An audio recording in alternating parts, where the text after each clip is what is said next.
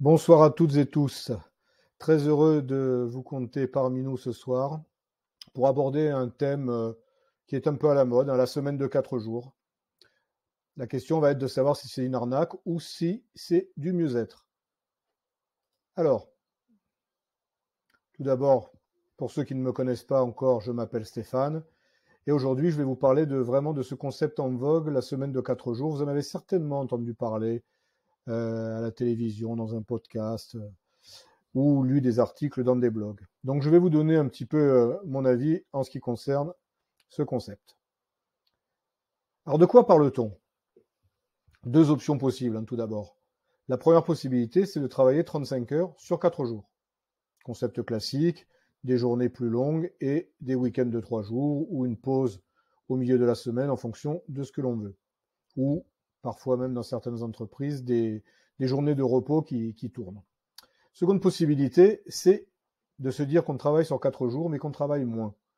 Moins pourquoi? Parce que la crainte est réelle de se dire que finalement, si on allonge les journées, elles ne seront pas forcément bénéfiques. Ça n'aura pas forcément un grand intérêt pour l'entreprise.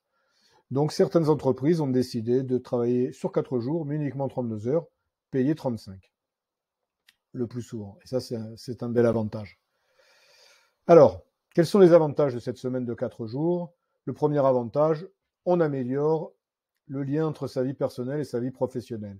Une meilleure conciliation, bien évidemment, puisqu'on arrive à travailler un jour de moins, donc à s'occuper davantage de ses proches, de ses enfants ou de son conjoint.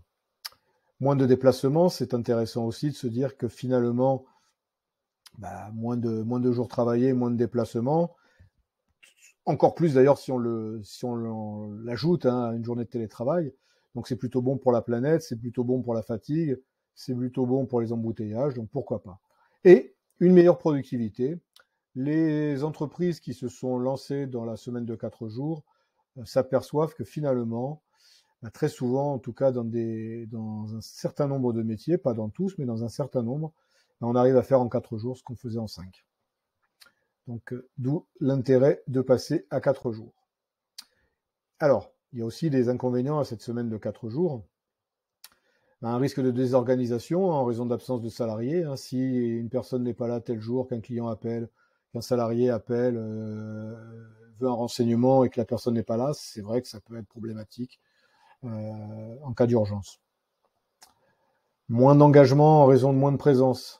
On constate également que les personnes qui viennent moins souvent dans l'entreprise ont un niveau d'engagement qui s'affaiblit. C'est mathématique, malheureusement.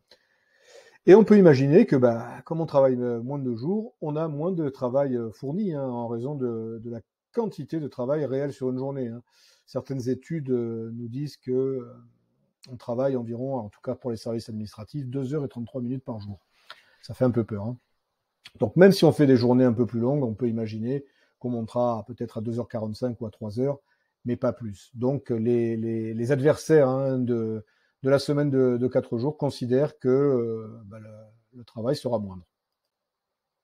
Alors, moi, quel est mon avis? Moi, je suis favorable, personnellement, mais je veux même aller encore plus loin parce que moi, je voudrais qu'on fasse disparaître la notion de temps de travail.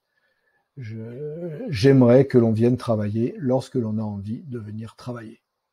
Ça peut paraître assez fou, mais bien évidemment à condition que le travail soit réalisé. Il est évident que on vient pas travailler quand on veut travailler sans se soucier du service à rendre, c'est évident. Certaines entreprises se sont lancées là-dedans, notamment certaines startups qui permettent à leurs salariés de partir en vacances quand ils le souhaitent. Et on s'aperçoit très rapidement que au final, les gens partent beaucoup moins que lorsqu'ils ont 25 ou 30 jours de congé annuel.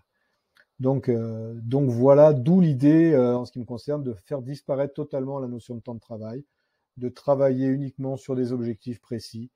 Et tant mieux pour ceux qui atteignent leurs objectifs en 3 jours et tant pis, entre guillemets, pour ceux qui ne les atteignent qu'en 5. Mais on s'aperçoit que finalement, c'est ce qu'on appelle dans certains secteurs d'activité le fini parti, notamment dans la collecte des ordures ménagères. Bon, le tout, c'est que le fini soit bien fini, comme on dit dans ce milieu-là. Donc voilà, J'en ai terminé avec cette vidéo. Donc, si elle vous intéressait, comme d'habitude, hein, vous n'hésitez pas à un petit pouce en l'air. Ça fait toujours plaisir. Et encore une fois, c'est très bon pour le référencement.